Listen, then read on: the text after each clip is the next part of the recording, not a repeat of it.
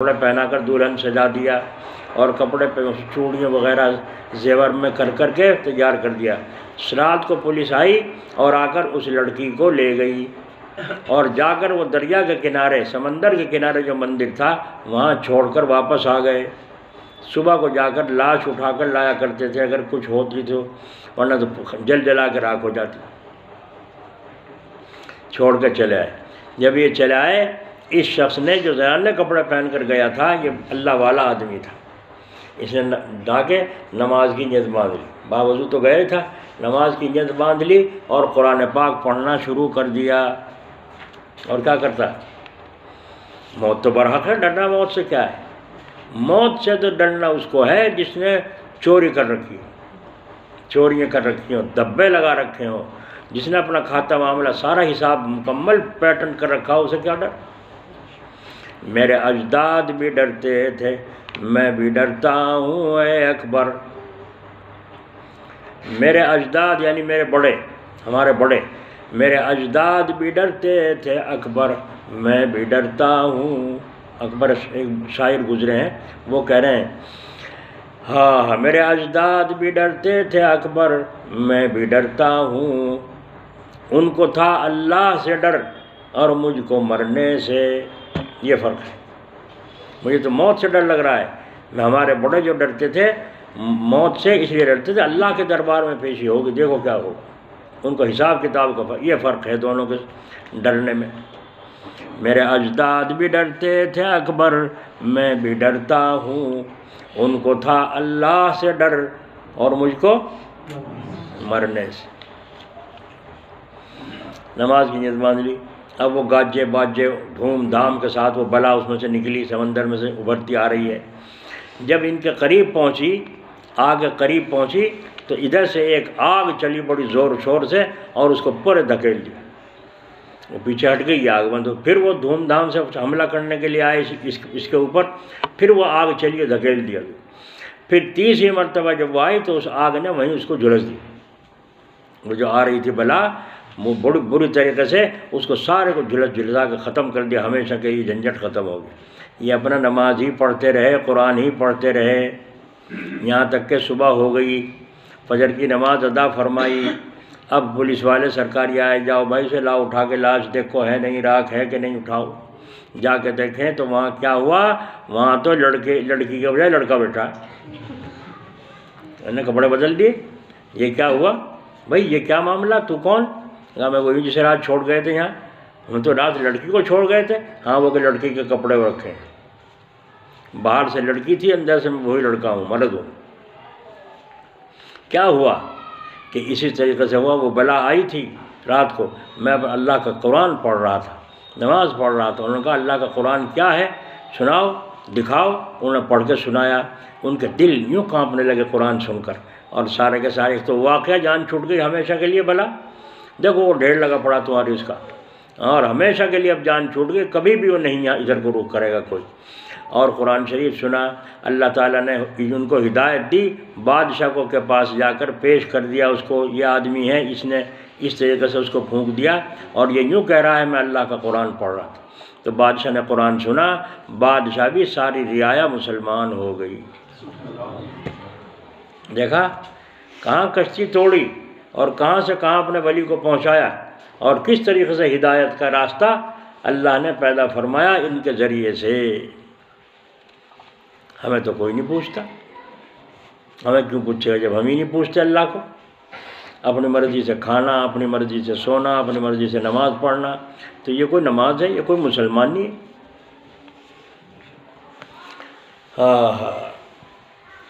کرتے میں ناخنی گلا، یہ پٹی نہیں، ناخنی گلا سنت ہے۔ جناب رسول اللہ صلی اللہ علیہ وسلم کے کرتے میں گلا پٹی دار نہیں، ناخنی ہوتا تھا۔ تو سنت کیا ہوا کرتے میں؟ بغیر پٹی کے، بغیر کالر کے، یہ سنت ہوا۔ تو ہم نے جب یہ دیکھا تو ہم حضرت کے پاس گئے جلال آباد، اور جا کے ہم نے حضرت سے پوچھنا چاہا کہ حضرت سے پوچھیں گے کہ ہمیں یہی اچھا لگتا ہے، ہم یہی پہنتے ہیں شروع سے، پہلے تو ناخن پہنتے تھے بچپن میں، ہمارے دادا نے ایسے سلوائے، لیکن بعد میں ہم نے پھر یہ پہننا شروع کر دیا، دوسروں کی دیکھا تھا پہننا شروع کر دیا۔ تو ہم نے کہا حضرت سے پوچھیں تو حضرت سے پوچھنا بھی نہیں پڑا، وہ مجلس میں بیان ہو گیا۔ حضرت نے فرمایا کہ میں ناخنی جو ہے گلے دار کرتا پہنتا تھا۔ ایک دن جب میں پہن کر گھر گیا تو بیوی صاحبہ کہنے لگی ہمیں تو یہ گردن کٹا کرتا اچھا لگتا نہیں، ایسا لگے پہن کے جیسے گردن کٹ رہی ہو، برا لگے، ہمیں نہیں اچھا لگتا کرتا، پٹی دار ہونا چاہیے، یہ تو بہت اچھا لگے گا وہ، اور یہ تو بہت برا لگتا ہے گردن کٹا سا۔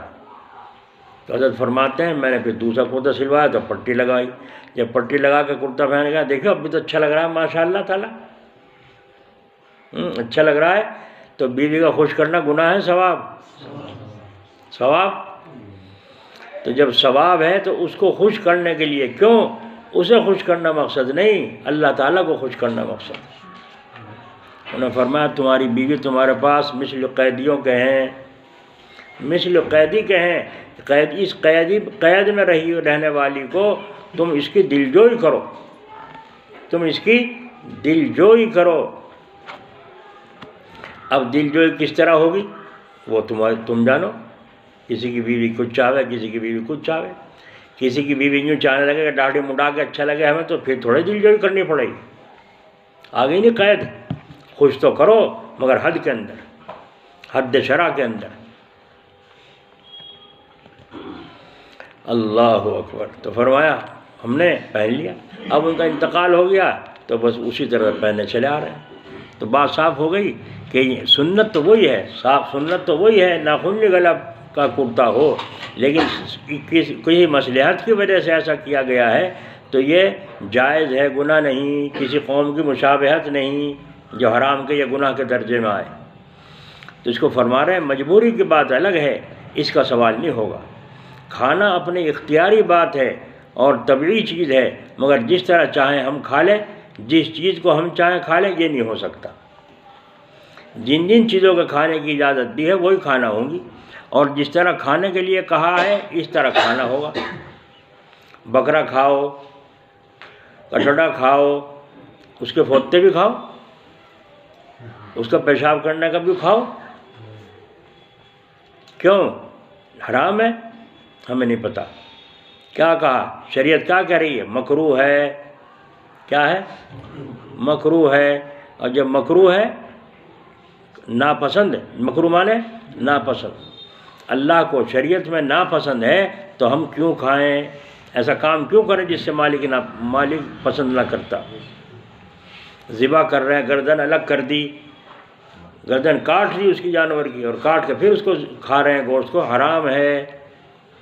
تو ہم غلام ہیں نا، آزاد تو نہیں۔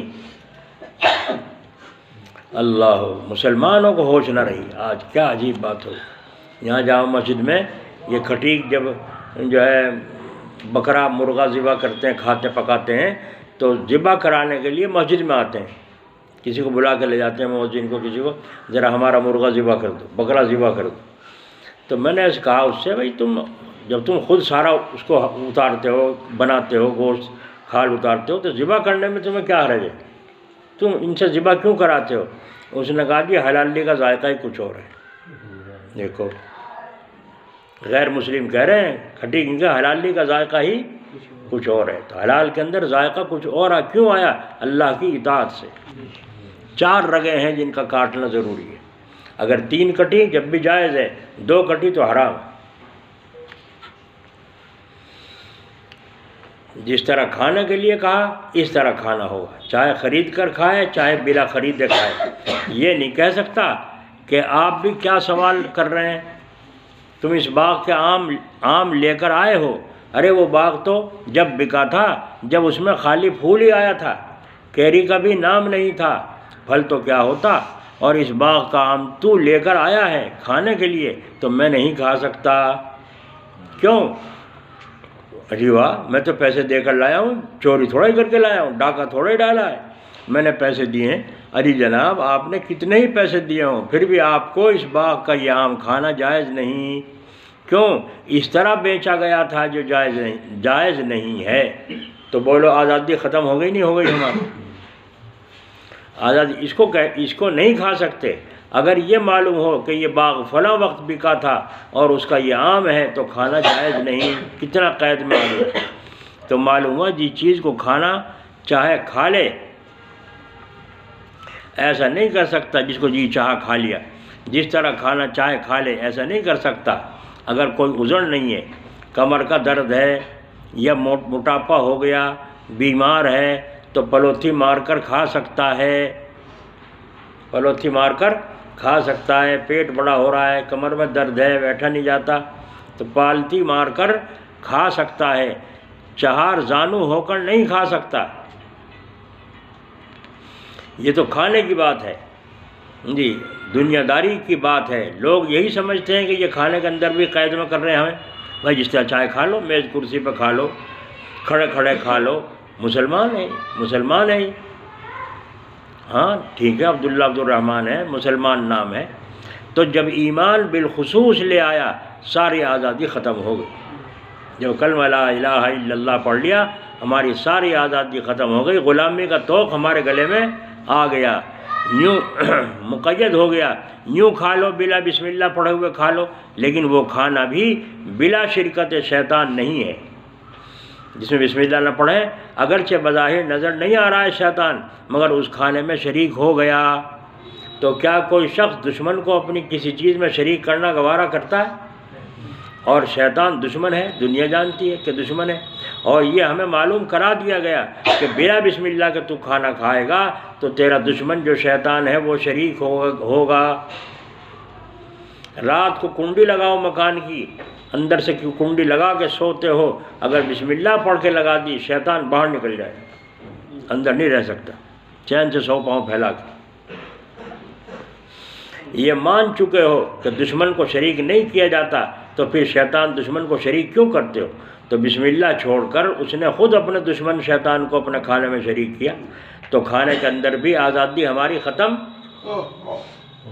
غلام ہوئے نہ ہوئے کھانے میں بھی، یا کھانے کے وقت میں غلام نہیں ہے۔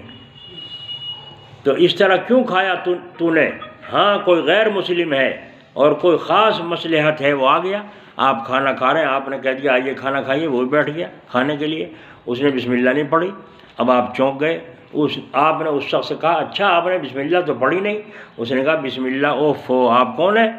وہ بولا کہ میں فلاں آدمی ہوں، اچھا دسترخوان سے اٹھ جائیے، بسم اللہ نہیں پڑھی، شیطان ہمارے ساتھ کھائے گا، وہ اٹھ گیا، ٹھیک ہے، لیکن آپ پر عتاب ہو گیا، اللہ تعالیٰ کی ناراضگی ہو گئی، گو عتاب کی، اللہ کے غصے کی آواز نہ آئے، تمہیں نہیں آئی، جہاں آئی ہے۔ عرب کی سخاوت آج بھی مشہور ہے، حضرت ابراہیم علیہ السلام کے زمانے سے چلی آ رہی ہے، عرب میں آج بھی، جو حاجی یہاں بیٹھے ہیں ان سے پوچھو، ہر پیر جمعرات کو عصر مغرب سے پہلے عصر کے بعد دسترخوان بچھ جاتا ہے۔ رمضان میں تو سنا بہت زیادہ اہتمام ہے، لیکن حج کے موقع پر بھی اور ہر روز عمرے والوں کے لیے بھی جاتے ہیں دنیا، تو مکہ کعبے میں بھی اور مدینہ شریف میں بھی دسترخوان بچھا دیتے ہیں، ان کے نوکر آتے ہیں اور وہ شیخ پھرتا رہتا ہے، پکڑ پکڑ کے لوگوں کو، حاجی یہاں جاؤ، حاجی یہاں، اپنے اپنے دسترخوان کو پور کرتے ہیں، اس میں کئی طرح کی کھجوریں ہیں، اس میں کہیں بسکٹ ہے، کہیں کوئی مٹھائی میٹھا ہے، اور اس میں قہوہ ہے، پانی چائے وہ رکھتے ہیں وہاں، اور سب پیٹ بھر کے کھاتے ہیں، بعض کھاتا بھی نہیں، جب جو چھوڑتے سب اسے اٹھا کے اپنے جھولے میں بڑھ لے، ہندوستانی تو گھر لے جائیں گے، کام آئے گی، خریدنے نہ پڑیں گے، ایسا بھی دیکھا ہم نے۔ ایک جگہ حج کے موقع پر ایک آدمی ڈبے لایا، کئی ڈبے، میں نے کہا بھائی کیا لائے ہو اس میں؟ کہ جی بریانی ہے۔